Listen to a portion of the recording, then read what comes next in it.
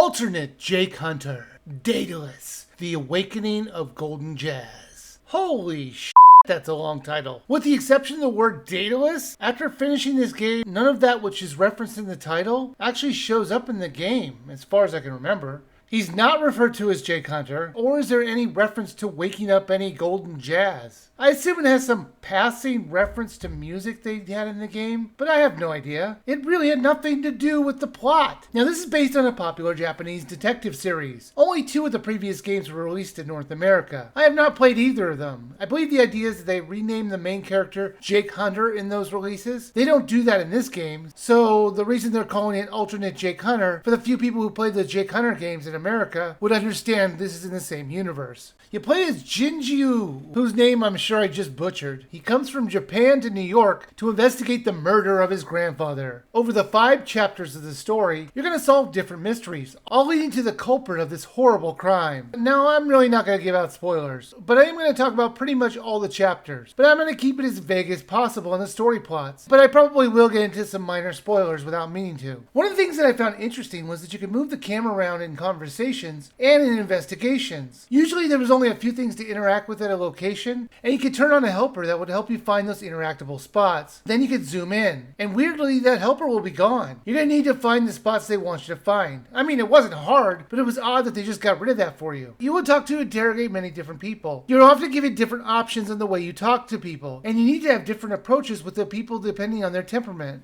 When you find an important clue, it will go on the tree of your mind, which I started calling the nonsense tree, since it looked like jumbled up nonsense until you tried really hard to read it. Luckily, when it comes time to prove your case at the end of the chapter, that nonsense tree just becomes a line of dialogue that you could choose from. And it's really easy to just choose the right options. This game is not hard. You will guess who the criminal or killer is before you have to prove it. It really isn't about the twists, as the most obvious answer is usually right. Now, chapter 1 really tested my patience. That chapter had me running back and forth between locations so much. It was all about a flashback to when your group of friends were in a summer camp and a counselor has disappeared. You'll be forced to backtrack from location to location. Annoyingly enough, you would have to often go to an outside location before you can go inside the location. They make you click on Go Inside. Very rarely was there anything else to check on in the outside parts. And I have no idea why they didn't just start us inside the building. This was an ongoing issue throughout the chapters and the locations you go to. The later chapters actually give us something on the outside occasionally, but most of the time it was just pointless.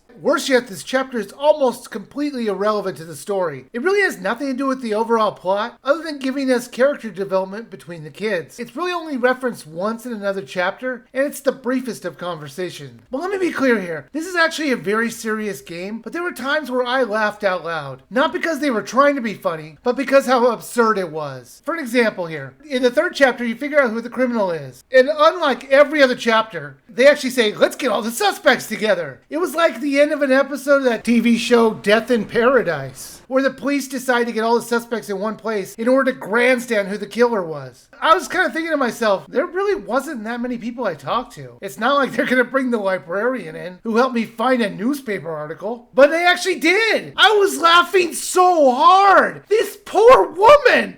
She had no real reason to be there. They just drag her in to be part of the crime reveal. Now, she did end up confirming some information, but at the time they didn't know that. Why would the police ever bring her? The choices it makes are just bizarre. Like, for example, they have characters referencing speaking in English, while Japanese voices are being spoken in the audio. Why not actually have voice clips of them speaking in English in those parts, just to have a little bit of consistency? Heaven forbid that happens. They are in New York City, and everyone speaks Japanese. Or at least they get really lucky with everyone they talk to. There's actually quite a few references to people speaking English, but the audio never reflects it. Also, this game did not understand the concept of distance. As strange as that sentence may be, it is completely true. At one point, a character wants to get coffee for another person, and they say that coffee place is right over there. Now, the words right over there would make you think he's pointing to a place in viewing distance from the conversation. No, it is not. He's pointing to a place you can't even see. The place is like 3 blocks away. If he's actually trying to see where this place is, his vision will be blocked by like 11 or 12 buildings. About an 11 to 13 minute walk to get there, depending on how quickly he can get there. Then he has to wait in line. Then he has to bring him back. So it's going to be like 30 minutes before this guy gets his coffee. I'm sure there's got to be a way more convenient place on the way. way! I know it was his grandfather's favorite place, but let's have a little sanity here. Now you might be saying, how could you possibly know how much time it would take to get there? Maybe the map isn't as big as it looks. And the answer is, I know, because they give us an example of the time it takes to get to multiple places, and I can add it up from there. I will get to that as well, because that had its own issues, and those almost broke me. A few minutes later,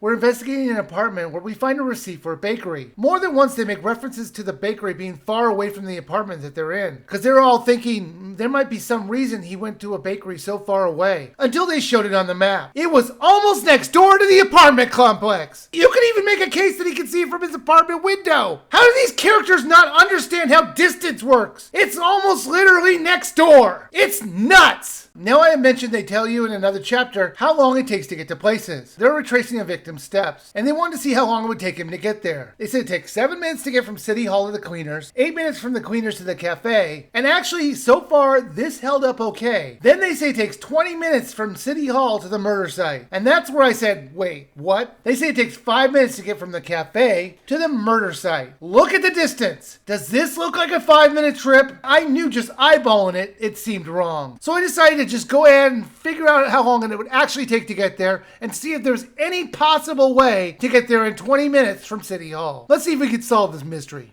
So, to figure out exactly how far everything is, what I had to do was try and figure out a way to check the distances, but everything's on a weird angles and stuff like that. So I decided to use yarn. Nice, huh? Just happen to have this just laying around. So I measured out the distances between the points. As you can see, between there to there is this one. Now I'm not saying this is perfect, because it's far from perfect, but hey, it'll work. This one from there to there, I mean, I can bend it out a little even more. Trying not to hit the camera, which is why I'm being extra careful. And there to there to there. And finally, from the cafe to the murder scene, which they say takes 5 minutes, which I think you can instantly see there's a problem with that. Okay, so let's figure this out. Here we go. So the first one was the smaller one. It is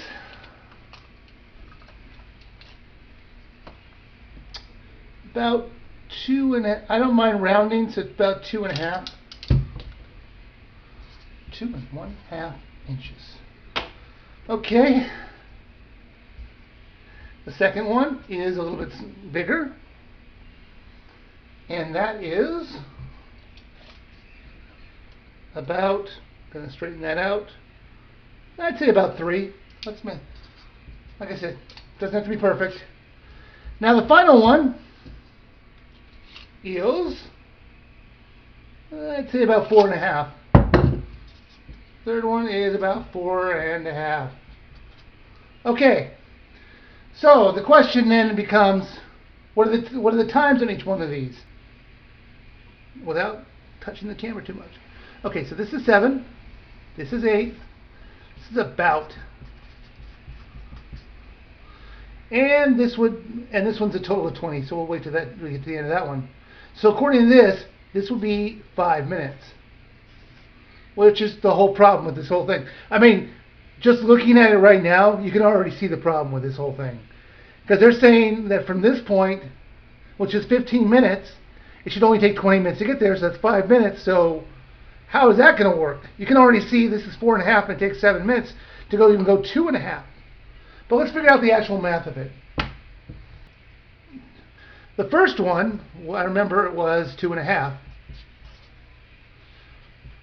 So if we go 2.5, 2.5 divided by 7 minutes, that's 0.35 inches. That's how long it takes to go in the amount of time that 2.5 is. And that's how long each minute is. Each minute is 0.235 on that one. 2. All right, this one's 3 inches. That takes 8 minutes. So we go 3 divided by 8 minutes. It's about 0.37 rounded minutes. Now this one, remember this was about, so I'm going to say it's about 0.35. That's fair, and it's nice and round. So here we go. The third one is 4.5 inches. Okay, so how long will it take to go 4.5 inches? Is it going to be 5 minutes? I mean, you can already tell what the math is not, but here we go. It would be 12.85 minutes. So, so that means the total amount of time it takes to get to the murder scene is, I mean, you go 7 plus 15 plus 15, so it'll be, what, 27 minutes? Basically, let's just say 28, just to round up. It'll be about 28 minutes to get to the murder scene. So the main question then becomes, looking at this map, is there any way to go from the cafe to the murder scene in 5 minutes? And I've actually looked at this, and I don't think there's a way. Even if you cut through the park here, it's still about the same time. I think you could like save a minute. My main point is, why can't they figure this stuff out ahead of time? I mean, why do they not eyeball it like I did? I'm like, okay, that looks right, that looks right. 5 minutes? I don't think so. That doesn't make sense at all.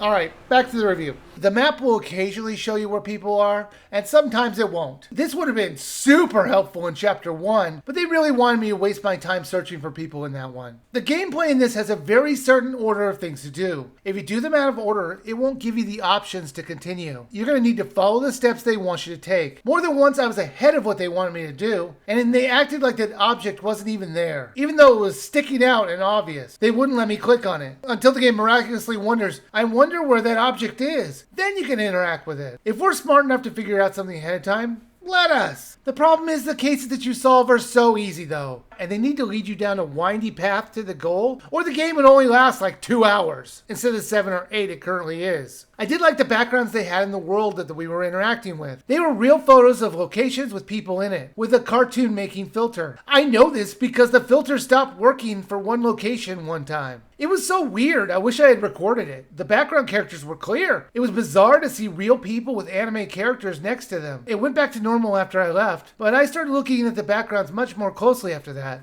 After you finish the game, you can replay chapters. There's apparently a couple endings to this. I did get a couple game overs because I made a wrong choice and I died, or I got knocked out. They let me continue back where I was, so that was nice. I looked it up, and I think I got the best ending though. I'm not going to spoil it, but it was very anticlimactic and not worth the time playing to get it. Alternate Jake Hunter, DAEDALUS. The Awakening of Golden Jazz is not a good game. The story was interesting enough, but the way it presents itself is very dull. I like the investigation parts, but the way they needed you to do some things in the proper order was just annoying. This is about a 6 to 8 hour game depending on how fast you can read the text. And they're asking $39.99 for this. And that is crazy. They did have this on sale for $4.80, which is a much more reasonable price. However, even then, I would just say skip it. The mystery, while interesting at first, takes odd steps it really didn't need to take to tell the story. There's a lot of visual novels on the Switch right now, and this is just one I can't recommend, so I would just skip it.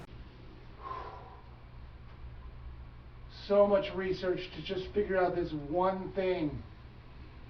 Come on, the answer's gotta be here.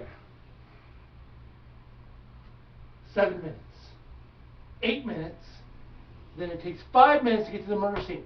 How is that even possible? Give me the answers, I'm begging you. Well, I guess this only leaves you with one possible conclusion. One I didn't even want to think was possible. Why?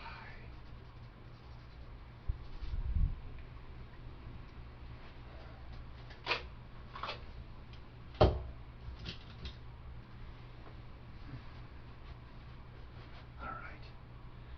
Let's go play another game.